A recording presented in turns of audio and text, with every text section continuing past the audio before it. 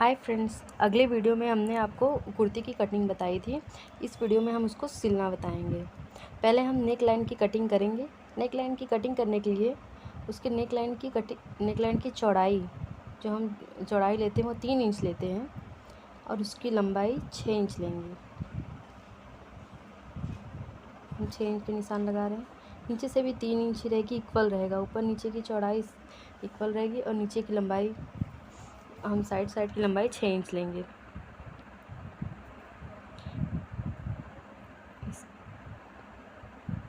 अब इसे हम राउंड शेप में निशान लगाएंगे। नॉर्मल सूट की कटिंग है, इसलिए हम राउंड नेक बना रहे हैं। इसे हम कट कर दें।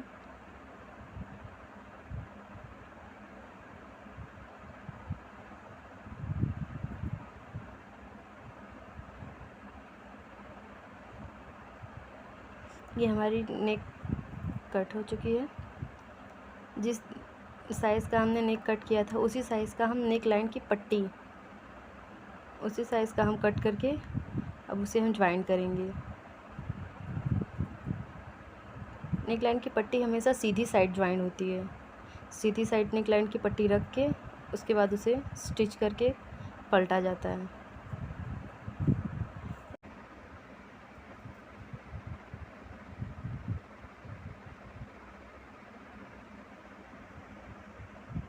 इससे हम अच्छी तरह से ज्वाइन करेंगे, पूरी गोलाई लेते हुए।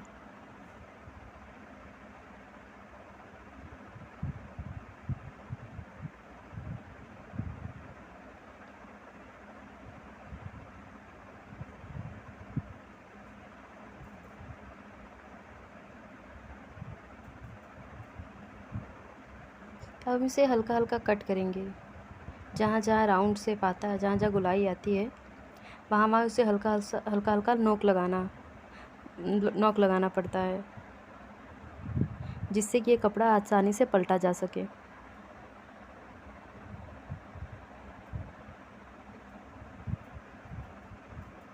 ये हमने नोक लगा लिया है।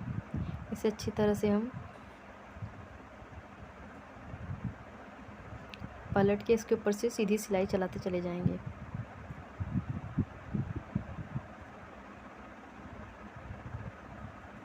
इसकी सिलाई एकदम किनारे से लगानी है।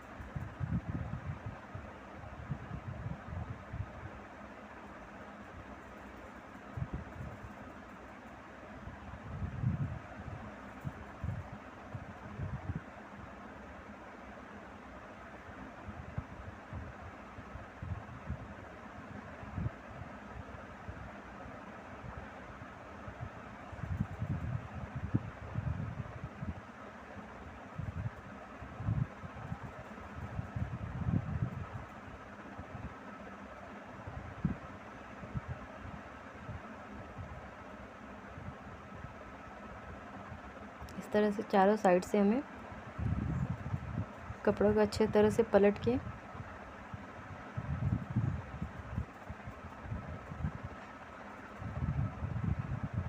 इस तरह से हमें सिलाई लगा के फिनिश करना है।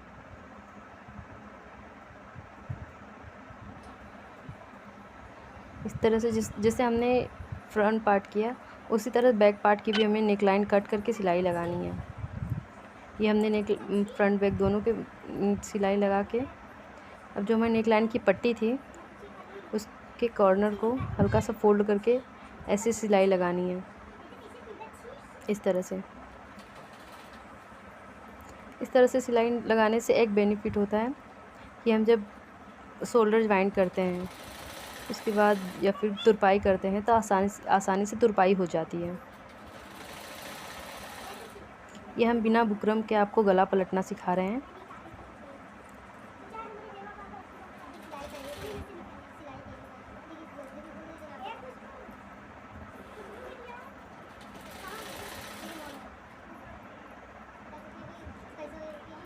ज़्यादातर अगर कड़क कपड़ा इस टाइप से अगर कोई कपड़ा आता है तो उसमें अगर हम बुकरम ना लगाएं फिर भी गले को आसानी से पलट सकते हैं।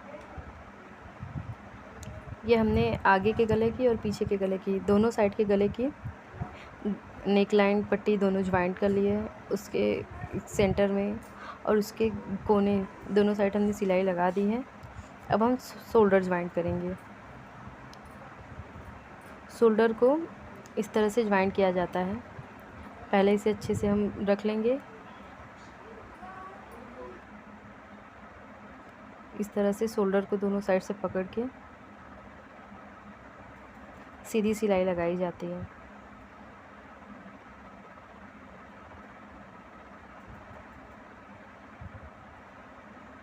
अब इस साइड से भी हम इसे डबल कर देंगे।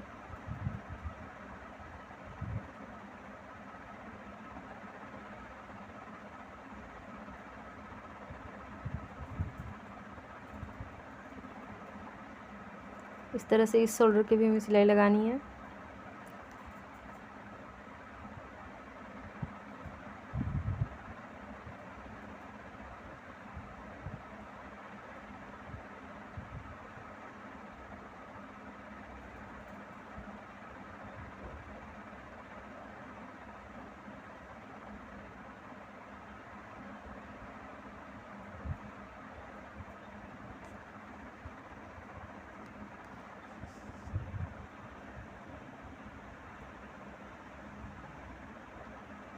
दोनों शोल्डर की सिलाई हमने लगा ली है। अब हम इसे फिटिंग देंगे। तो हमारे चेस्ट का, अपर चेस्ट का मेज़रमेंट था 14 इंच। 40 इंच हमारे अपर चेस्ट का मेज़रमेंट था। उसका हाफ होता है 20। हम 20 इंच पे दोनों साइड से 20 इंच पे निशान लगाएंगे। और इससे आसान तरीका ये भी रहता है, हमने कपड़े में मार्जिन 1.5 इंच की छोड़ी थी, तो उसी 1.5 इंच को हम कवर कर लेंगे।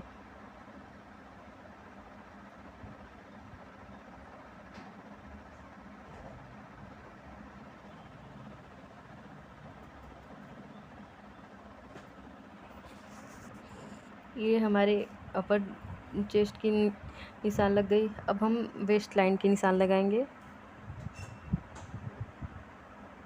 वेस्ट लाइन का मेज़रमेंट हमारा 36 था। 36 का हाफ होगा 18। अब हमें 18 इंच पे निशान लगाना है। यहाँ से 18 इंच।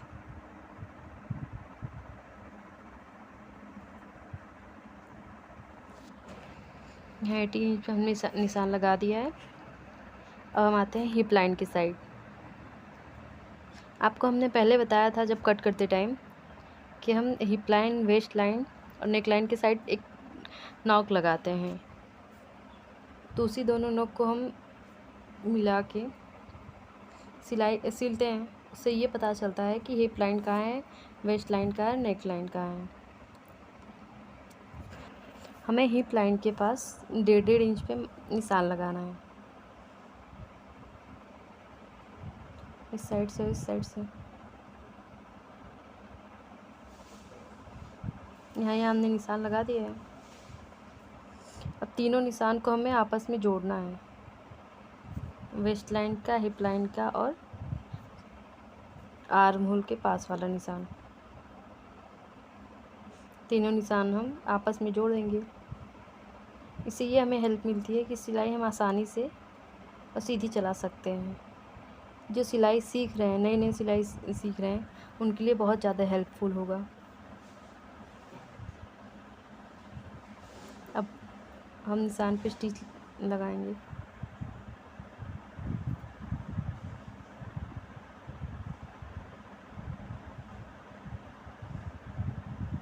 हम पहले हल्का सा लॉक करते हैं। कभी सिलाई शुरू करने से पहले डबल बार उसी पे सिलाई चला के लॉक किया जाता है। ऐसे करने से कभी हमारी सिलाई टूटती नहीं है। इस तरह से हम निशान पे ही सिलाई चलाते चले जाएंगे।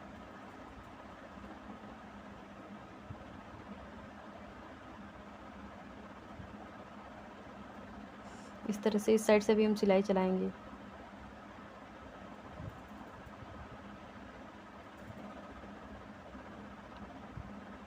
यहाँ पे भी हमने इस तरह से लॉक किया है।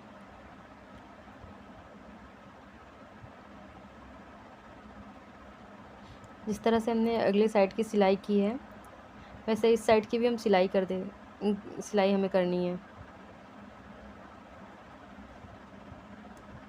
इसके बाद हम सीट बनाएंगे जिसे चौक बोला जाता है।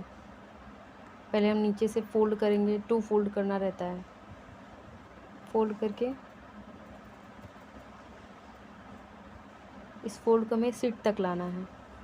सीट का निशान जहाँ तक हमने लगाया था वहाँ तक लाना है। इसी तरह सीधे सीधे सिल के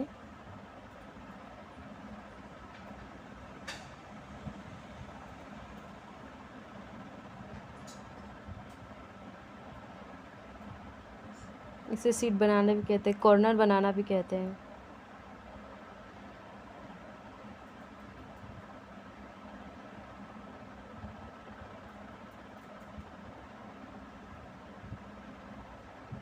इस तरह सीधी सिलाई हमें लेनी है।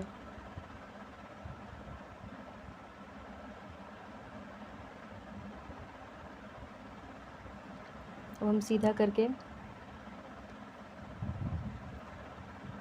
सीट को बैठाएंगे। इस तरह से सीधा करके पहले सीट को बैठाते हैं।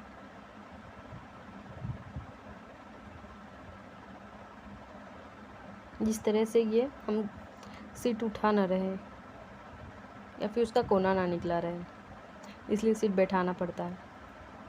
अब इस साइड से भी वहीं से घुमा के इस साइड से भी हम 2 फोल्ड में कपड़े को 2 फोल्ड में फोल्ड करके इस साइड से भी हम सीधी सिलाई देंगे।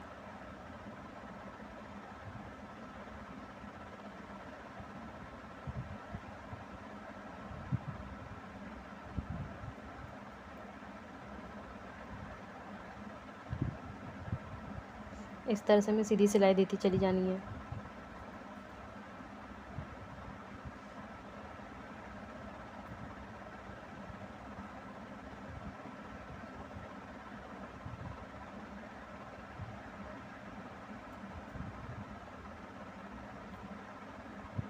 देखो हमारा चौक एकदम कंप्लीट बैठा है। जिस तरह से हमने यहाँ सिलाई की है उसी तरह से हमें इस साइड भी इसका चौक बनाना है। इस तरह की सिलाई हमने इस साइड भी लगा ली है। हमारे दोनों साइड का चौक कंप्लीट हो गया है। अब हमें इस गले को हमें कंप्लीट करना है तुरपाई करके।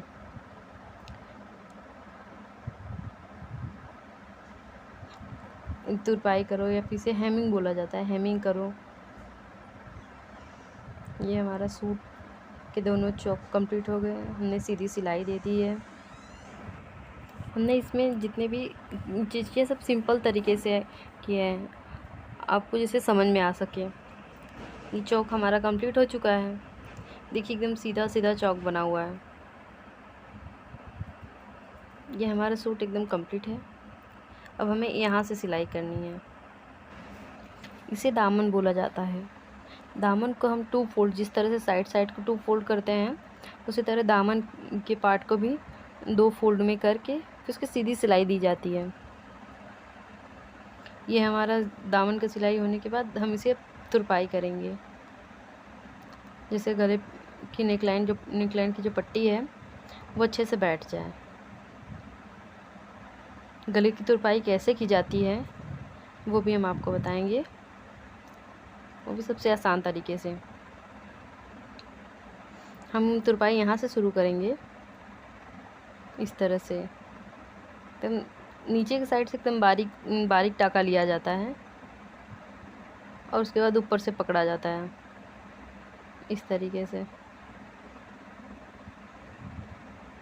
नीचे से हल्का सा बारीक, ऊपर से थोड़ा सा ज़्यादा। इस तरह से हम सिलते चले जाएंगे। इसी तरह से सिल के हमें पूरी नेकलाइन की पट्टी अटैच करनी है कपड़े से।